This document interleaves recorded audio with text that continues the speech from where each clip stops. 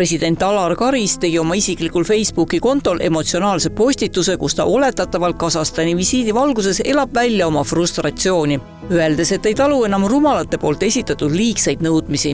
Selle taga on mainitud Kasahstani visiit, kus sealne Eesti suursaadik Jaap Ora soovitas presidendil võtta oma kõnest välja Venemaa suunaline kriitika.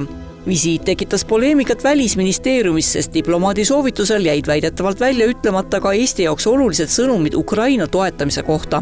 Eestil on üks välispoliitika ja selle keskmeks on kõik, mis puudutab Venemaa agressiooni Ukraina vastu, mis puudutab meie julgeolekuhuvisid, mis puudutab Euroopa julgeolekut ja kõik välisdiplomaadid peavad selle järgi ka meie välissuhtlust ajama. Nii et siin ei ole mingit kõhklust ja ma arvan, et suursaadik tegi õige otsuse, et ta oma ametist tänaseks taandub, et seda segadust vältida.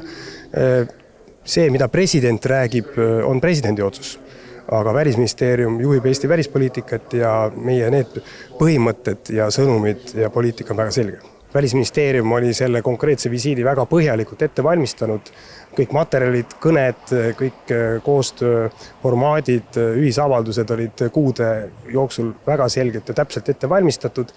Ja me peame rääkima täpselt ühte ja sama välispoliitilist juttu ja seisma oma seisukohtade eest nii oma sõprade hulgas kui ka nende hulgas, kes näiteks meiega sama meelt ei ole. Näiteks minu visiit Hiinasse läks väga selgelt sellel tähe all, et selgitada Hiinale, kui eksistentsiaalne meie jaoks ja Euroopa jaoks on Venemaa agressioon Ukraina vastu, kui tähtis on Ukraina toetamine, kui tähtis on rahvusvaheline õigus.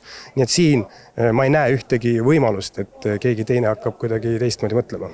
Presidendi kantsereist öeldi uudistele, et postitus pärineb president Karise isiklikult kontolt, mitte ametlikult presidendi sotsiaalmeedia kontolt ja seetõttu ei plaani nemad postitust kommenteerida. Samuti jäi tabamatuks tagasi astunud endine suursaadik Jaap Ora.